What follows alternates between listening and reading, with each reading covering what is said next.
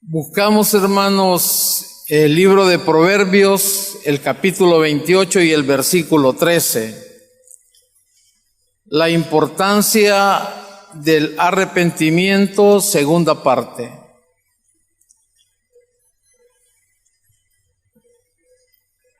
La importancia del arrepentimiento, segunda parte. El texto a leer es Proverbios capítulo 28, versículo 13. Y lo vamos a leer en el nombre del Padre, del Hijo y del Espíritu Santo. Amén. El que encubre sus pecados no prosperará, mas el que los confiesa y se aparta alcanzará misericordia. Como siempre, Señor, agradecidos por tu bondad, agradecidos por tu amor, Señor. Agradecidos, Señor, porque nos das el privilegio desde temprano venir a buscar tu rostro, Señor. Privilegio porque tu palabra dice que no es del que quiere ni del que corre, sino del que tú tienes misericordia. Y eso es lo que las Escrituras nos enseñan, Señor. Tu misericordia en nuestras vidas. Gracias por cada uno de mis hermanos y mis hermanas, que podamos tener, Señor, un corazón receptivo, una mente completamente limpia, Señor, para poder entender, Padre, esos grandes propósitos que tú tienes para nuestras vidas. En tu nombre, Jesús, oramos con acción de gracias. Amén y amén. Podemos tomar asiento, hermanos. El domingo pasado estuvimos viendo esta doctrina, hermano, y le quiero comentar algo. El propósito de llevarla como un estudio es para que nosotros como congregación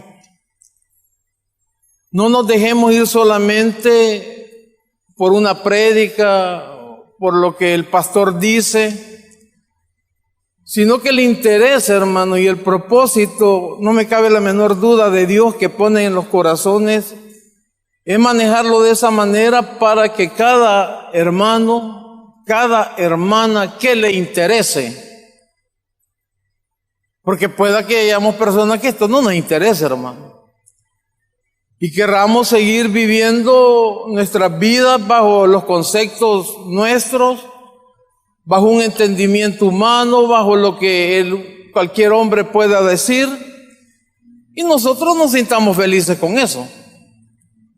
En esas situaciones yo no puedo hacer absolutamente nada, hermano. Lo que a mí me manda el Señor es a esto. Es a sentir un compromiso, pero un compromiso bonito, hermano, de hasta donde Él nos permite a nosotros llegar, hasta donde Él pone un poquito de conocimiento por medio de su Santo Espíritu en nuestras vidas, podamos nosotros juntos con la congregación poder estudiarlo, hermano. Y que cada uno de nosotros tome su decisión. Le voy a explicar por qué digo eso. Porque los conceptos acerca de la salvación son manejados de distinta manera y solo hay un concepto, hermano. Pero uno piensa que la gracia se maneja de esta manera. Otro de los que estamos aquí puede pensar que todo esto en base al arrepentimiento son obras que necesito yo hacer antes de encontrar la salvación, y lo pueden ver de esa manera.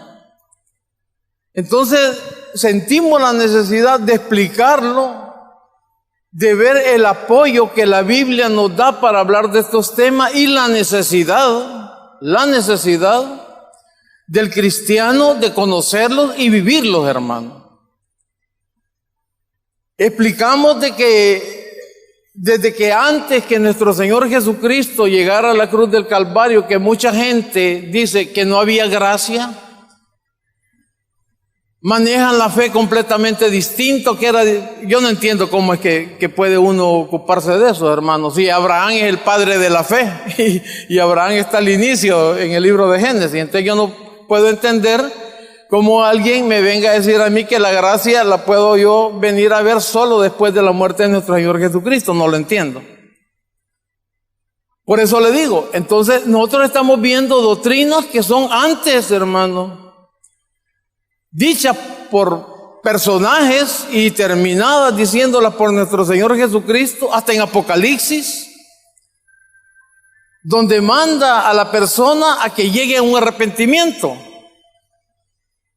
Entonces lo explicamos de que con versículos antes de que Cristo muriese, hablando del arrepentimiento.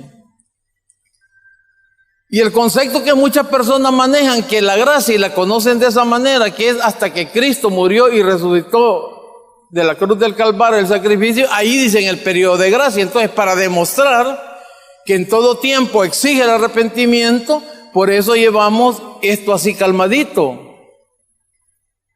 Tocamos versículos hasta el libro de los Hechos, hermano, donde que el plan de Dios y el proyecto de Dios que todo hombre proceda al arrepentimiento. Y así a la carrera les dije que de todas las iglesias del Apocalipsis, las 7 iglesias, 5 iglesias son mandadas por nuestro Señor Jesucristo resucitado a que se arrepientan. A iglesias. Entonces yo eso, hermano, es lo que pretendo que juntos lo estudiemos. Y que cada uno de ustedes, hermanos, no sea convencido por un hombre, sino que cada uno de nosotros seamos convencidos porque las Escrituras nos convencen. Ese es el propósito, hermano, de esto. Por eso también a las 9 de la mañana estamos llevando el estudio del Espíritu Santo. Porque son conceptos, hermanos, que ya no se manejan hoy. Estamos en la era, estamos viviendo el momento del Espíritu Santo. ¿Y quién habla del Espíritu Santo? Nadie. ¿Quién predica del Espíritu Santo? Nadie. ¿Quién habla de los dones del Espíritu Santo? Nadie. Y estamos en la era del Espíritu Santo. Entonces, estos no son inventos que se le ocurren a una persona. Esto es el amor que Dios pone en una persona para que juntos como iglesia, que somos cada uno de nosotros, hermano, con un propósito directamente de Dios para ejecutar, caminemos bajo una misma visión, sobre una misma visión, en una misma visión, como iglesia. Y el propósito de la iglesia es ser guiadas por la cabeza, y la cabeza es Cristo, hermano, para que todos vayamos en ese mismo camino. Entonces, por eso, hermano, es que tocamos estas doctrinas. Porque a mi manera de ser, a mi manera de ver, son vitales. Es necesario, hermano, que un cristiano sepa esto. Es necesario que un cristiano monte su salvación, hermano, que por lo menos entienda lo que significa llegar a un verdadero arrepentimiento. Porque el arrepentimiento es un cambio de estado, como le explicamos el domingo pasado, de la palabra metanoía, que es de metamorfosis, la transformación que debe haber, y es lo que manda todas las Sagradas Escrituras, hermano. Habla Corintios, habla Efesios, donde usted busque, habla de la nueva criatura. De esa transformación que se produce cuando le entiende a usted contra quién ha tenido problemas y cómo se resuelve ese problema, abriéndole su corazón a Cristo, entendiendo la vileza de cada ser humano y arrepintiéndonos de ofender en cada momento y haber estado enemistados con Dios por un montón de tiempo.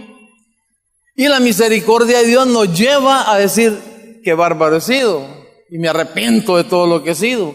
Entonces ese momento de ese arrepentimiento produce esa metamorfosis, y eso es que nos hace dar un giro a nosotros de 180 grados. Vamos caminando en el pecado, llegamos al arrepentimiento y giramos a Dios. Es un giro, hermano, de 180 grados lo que damos. Por eso dice el libro de Proverbios, y escogimos el Antiguo Testamento hoy, porque vamos a ver ejemplos y del Nuevo Testamento si el tiempo nos alcanza. donde dice Proverbios capítulo 28, dice, el que encubre sus pecados no prosperará. Es lo que hemos venido hablando, hermanos, de que el arrepentimiento tiene dos fases. Esto lo hemos dicho muchas veces, hermano. Pero yo lo que se lo digo con mucho respeto y cariño, hermano, porque así lo siento decírselo. Después de que yo he hablado estas cosas, a los días hablo con un hermano, platico con alguien y todo estos conceptos se han olvidado, fíjese. Entonces muchas veces uno entiende por qué el apóstol Pablo, cuando se dirigía a sus congregaciones, les decía, me es necesario, les decía, repetiros las mismas cosas. Porque la misma humanidad en nosotros, el mismo tiempo que no dedicamos a Dios, los afanes en nuestros trabajos, nuestra vida cotidiana, hermano, que todo la tenemos, nos aparta en muchas ocasiones de estas cosas de Dios, de su lectura, de recordar cosas, conceptos muy bonitos que hemos aprendido. Por ejemplo, el arrepentimiento lo manejamos en dos fases, hermano. Uno es que hay un arrepentimiento, uno nada más, uno para salvación. No existen dos arrepentimientos para salvación, es uno. ¿Por qué? Porque la Biblia dice que Cristo una vez murió y eso es para todo ya, hermano, ya no hay más. Ahí es donde entra el arrepentimiento. En esa busca de la salvación, usted se arrepiente de todo eso, hermano, y en realidad, y pasa sin saber tal vez todas estas doctrinas ni nada, pero cuando en realidad el Espíritu llega a su vida y todo produce en usted esta visión, hermano, de lo que usted ha sido, y cuando en realidad Cristo ha entrado a su vida, forma ya el agradecimiento que lo hace ver, y cómo es que es posible que siendo lo que yo era, Dios me recibe, me toma como pueblo, me toma como hijo, a pesar de todo eso, y eso produce en usted un dolor de lo que usted ha sido, y le pide perdón a Dios. Y ese arrepentimiento eficaz lo lleva a usted a la vida eterna. Eso no lo enseño yo, eso lo enseñan las Escrituras, hermano. Una sola vez. De ahí las Escrituras enseñan, en la primera epístola de Juan, que el ser humano que diga que no ha pecado, el tal es un gran mentiroso, dice el apóstol Juan, el apóstol del amor, en su primera epístola. Es mentiroso, dice, porque él no puede dejar de pecar. Él es un humano. Él trae algo imputado ahí. Y el único que no peca, dice Dios. Pero usted ya ha sido perdonado por su arrepentimiento, por haberle abierto su corazón a Cristo. Usted ha sido perdonado ya completamente para salvación. Pero como la misma condición humana, nosotros seguimos en esa lucha constante, en esa lucha diaria de la carne contra el espíritu. Y por muy cristianos que seamos, hermano, por muy espirituales que algunos de nosotros digamos que la llevamos de unos grandes espirituales, siempre caemos en cositas sencillas, en pensamientos, nuestro vocabulario, muchas acciones, siempre pecamos. No existe una persona en el mundo, hermano, que no peque. Según la Biblia, no existe. Dios dice que es bueno ni uno, dice justo ni uno. Pero como usted ya recibió, hermano, ese perdón de sus pecados pasados, presentes y futuros para su salvación, pero mientras usted esté caminando en esta vida que el Señor nos tiene, Él dijo que en el mundo tendríamos aflicción, pero que confiáramos en Él, porque Él ha vencido el mundo. En este caminar, y como seguimos en esa lucha y muchas veces somos vencidos, cometemos errores contra nuestro Creador. Entonces entra la segunda fase, que es el arrepentimiento para relación. ¿Por qué, hermano? Porque lo único, y le digo, esto lo hemos mencionado infinidad de veces, Lo único que separa al hombre de Dios se llama pecado. Entonces, cuando usted anda, como dice el proverbio, encubriendo ese pecado, usted anda separado de Dios, no de salvación, anda separado de la relación que usted tiene con Dios, hermano. Entonces usted anda, ¿cuántos de nosotros en el día cometemos una infinidad de errores, hermano? Querramos o no querramos hacerlo, pero se nos sale el vocabulario, ofendemos a nuestro cónyuge, hacemos cualquier cosa, hermano, que no es correcta. Es un pecado. Y nos vamos a la cama tranquilos. Y muchos hasta oramos cuando nos vamos a dormir.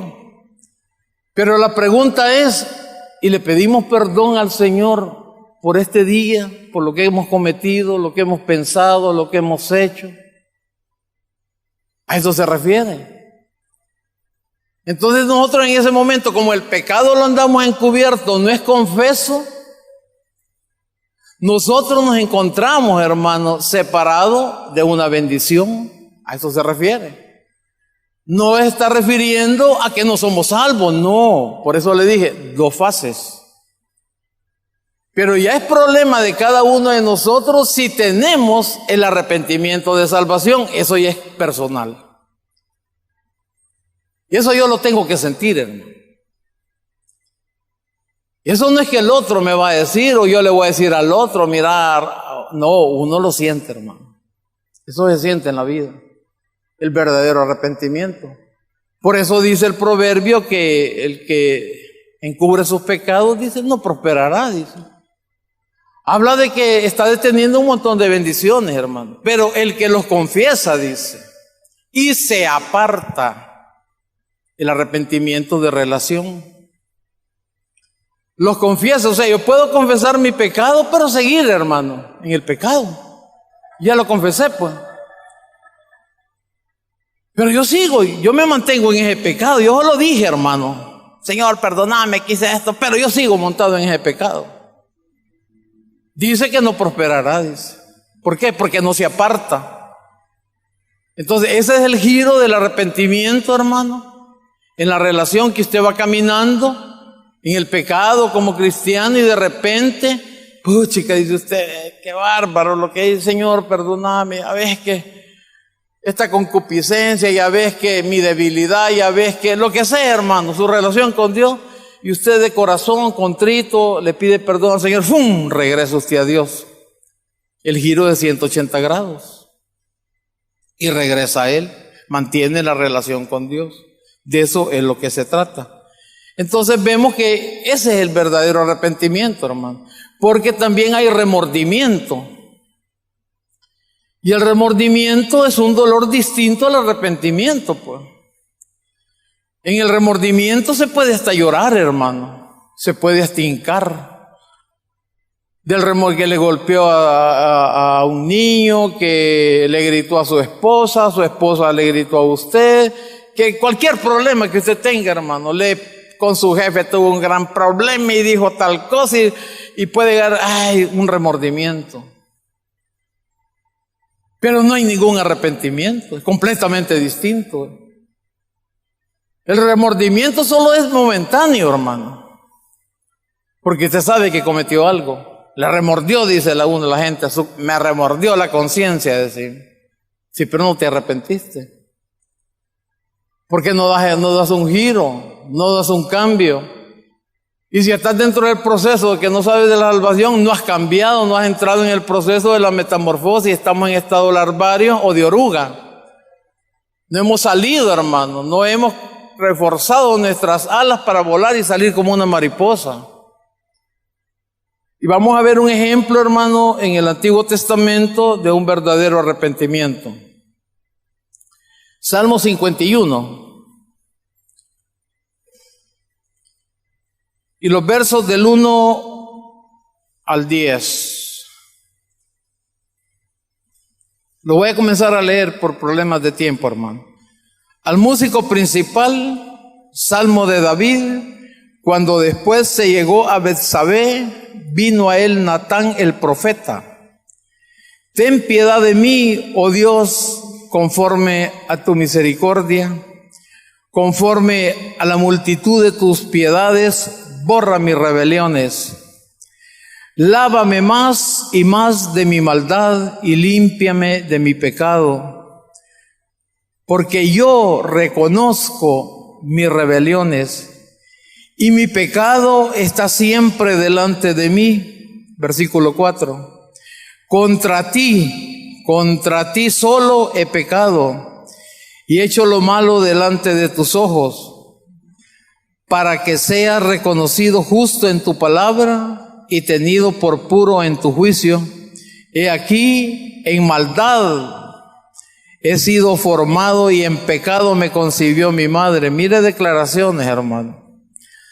He aquí, tú amas la verdad en lo íntimo y en lo secreto me has hecho comprender sabiduría. Purifícame con hisopo y seré limpio. Lávame y seré más blanco que la nieve. Hazme oír el gozo y alegría y se recrearán los huesos que has abatido. Esconde tu rostro de mis pecados y borra todas mis maldades. Verso 10.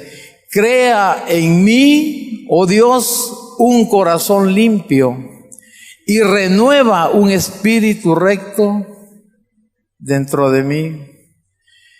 Este precioso salmo, hermano, es el principal de los llamados salmos penitenciales. Es decir, los salmos del pecador en realidad arrepentido que vuelve a Dios en busca de perdón.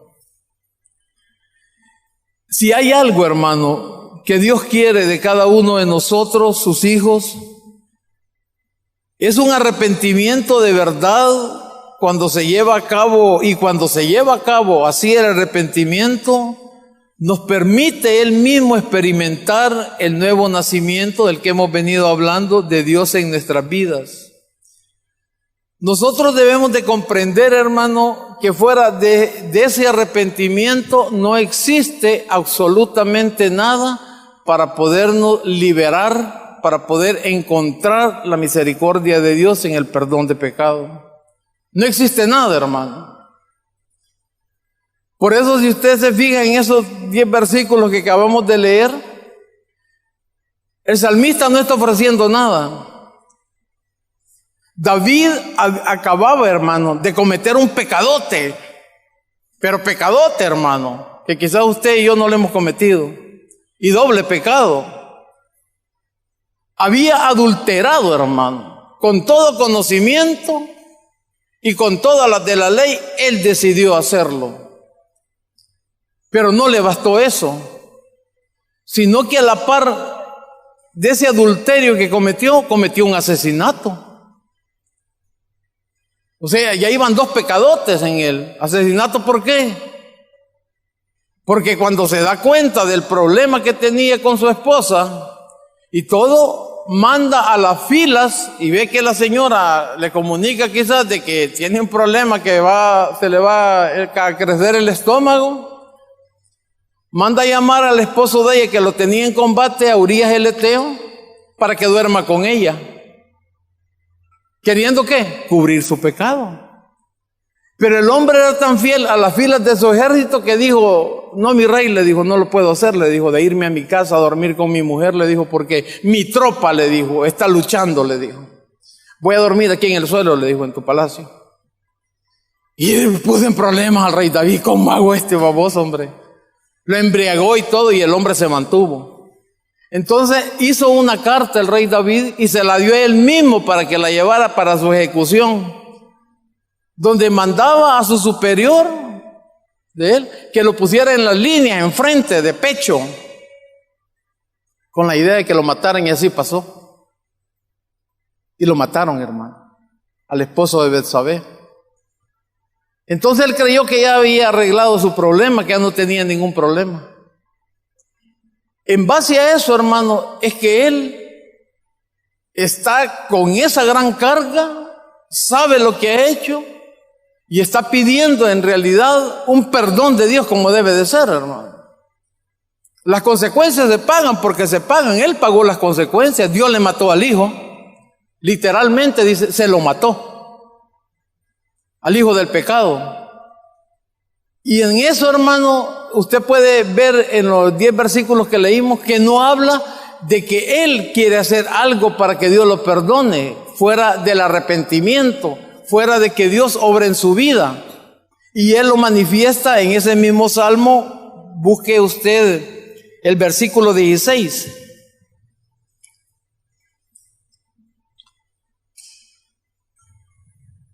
Versículo 16 del Salmo 51. Y le dice el mismo, porque no quieres, dice, sacrificio que yo lo daría, ni quieres holocausto. Eso no le interesa a Dios, hermano. Mucha gente cree que con su diezmo, que con su ofrenda va a tapar algún pecado. No, hermano, está completamente equivocado. Que con mi asistencia a 3 cultos a la semana, como un sacrificio de una ofrenda de olor fragante para ti, Dios la aborrece. Dios la aborrece, hermano. Porque Él no quiere sacrificios suyos. Él no quiere, hermano, que usted saque una cora en sacrificio. Mejor no la ponga. ¿Sabe por qué? Porque Dios no se la va a agradecer. Me voy a levantar temprano en sacrificio para ir a la iglesia. Mejor ni venga, quédese acostado, hermano. Porque vino de choto. A Dios no le interesa absolutamente nada de sacrificios. ¿Y sabe por qué? Porque Dios es digno de que lo busquemos en cualquier momento y en cualquier situación. Eso es lo que Él quiere, hermano, que usted y yo entendamos. Que las cosas que vamos a hacer para Él es agradeciéndole a Él la misericordia que tiene en nuestras vidas. Y que todo lo que nosotros hagamos, debe de ir en una proyección directa en agradecimiento a Él, hermano. Nunca en sacrificio. Eso ya pasó, hermano, de moda. Eso Dios ya no se lo acepta. A eso le repugna a Dios. Él dijo que ya estaba cansado, dijo, de la grosura de los animales, dijo, de ese olor, ya no lo quiere. Dice, ¿por qué, hermano? Porque Él instituyó esos sacrificios en el tiempo de Moisés. Si eso no es un invento del hombre, Dios dijo que lo hicieran. Pero llegó un momento en que el pueblo entendió que solo era el sacrificio y la vida de ellos no debía tener un cambio. Ahí fue donde Dios paró todo eso. Porque dijo, a esto les conviene. Dije, matan 5 bueyes, matan 100 ovejas y creen que ya está todo arreglado. Dije. Entonces Dios cortó todos esos sacrificios de los tiempos levíticos, hermano. ¿Para qué? Para que comenzaran en realidad a buscarlo como Él se lo merece, de todo corazón. Que es lo que Él quiere. Entonces estas cosas cualquiera puede decir, uy, pastor, que usted está diciendo que no ofrenden, que... Sí, hermano, si es que mire, cuando uno pone una cora lo debe hacer porque uno lo siente para Dios. Y uno lo que debe de hacer, hermano, en su ofrenda, en lo que sea, que el Señor se la vaya a recibir como una ofrenda de olor grata. Esa es la bendición, hermano. La bendición no le tirar, hombre. La bendición que abunda, hermano, en la vida, en las iglesias, es cuando va de corazón, va proyectada. Y eso es lo que el Señor quiere, y David lo entendió. No quiere ni holocausto ni sacrificio. Ahora, ¿qué quiere el Señor, hermano? El mismo David lo contesta. Versículo 17. Dice, los sacrificios de Dios, dice, ¿qué son, hermano? Son el espíritu quebrantado, dice. Al corazón contrito y humillado, no despreciarás. Eso es lo que necesita, hermano. Y eso es lo que Dios quiere de usted. No quiere su pisto, no quiere su tiempo, no quiere nada de usted. Solo quiere, hermano, que cuando las cosas las hagamos para Él, como es estos momentos que estamos pasando buscándole a Él, la hagamos así. La hagamos de todo corazón, hermano. Entonces Él es bien claro cuando nos dice lo que no quiere y lo que Él quiere. Y es aquí, hermano, donde usted y yo debemos de entender la forma, la rebeldía que mora dentro de nosotros, que todo lo queremos hacer según nuestros pensamientos, según nuestras decisiones, y no como Dios nos ordena. Entonces estamos haciendo las cosas creyendo que a Dios le agrada, y a Dios no le agrada, hermano. Imagínense los narcos llevando grandes ofrendas, construyendo iglesias, haciendo esto, creyendo ellos, hermano, que van a tener una protección de Dios porque están dando dinero a una religión.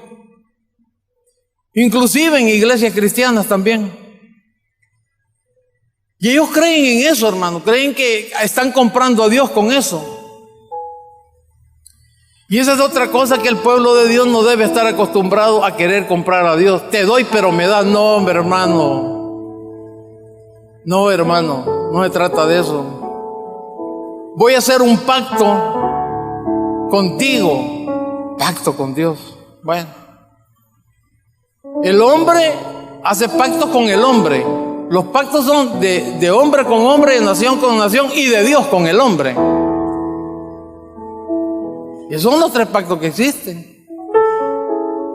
Voy a hacer un pacto con Dios que si dejo de beber, voy a asistir a la iglesia.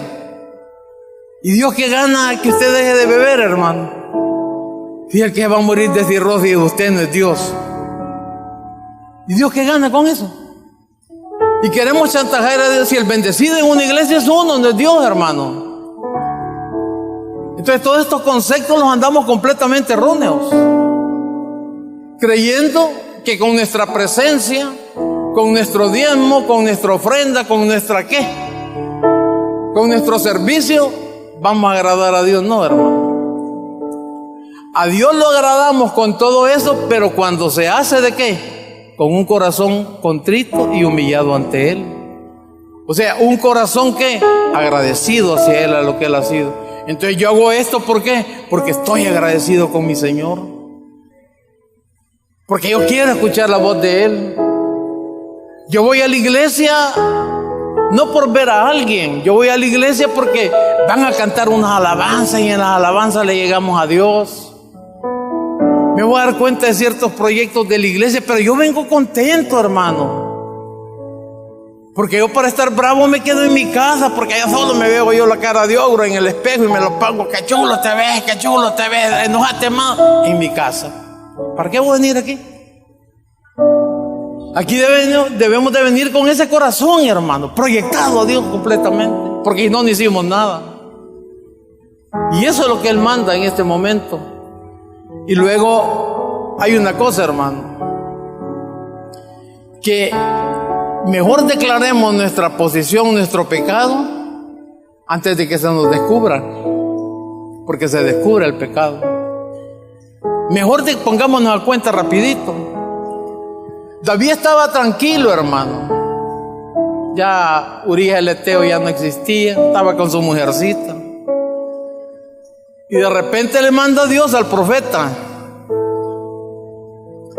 Y le dice, fíjate David, que se lo voy a parafrasear porque ya no tenemos tiempo. Fíjate David, le dice que había un rey, le dijo, había un hombre que tenía 100 vacas, por decir algo, hermano, ahí lo lee usted en su casa, yo le voy a dar el texto. Ajá, le dijo David, y fíjate, le dijo, que había otro, un pobrecito que estaba ahí, que solo tenía una vaca, le dijo. Ajá, le dijo David. Pues fíjate que se le ocurre a este hombre rico, le dice, que quería comerse una vaca, y en vez de agarrar de las 100 que tenía él, agarró la del pobrecito, le dijo. ¡Ah, David! Le jalaron las orejas, hermano. Maten a ese hombre, dijo. Se le olvidó el pecado de él.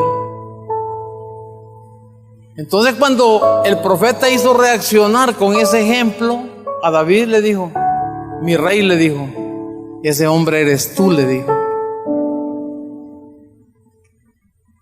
Ahí le descubrió, porque se le había olvidado. Muchos de nosotros nos olvida el pecado, hermano.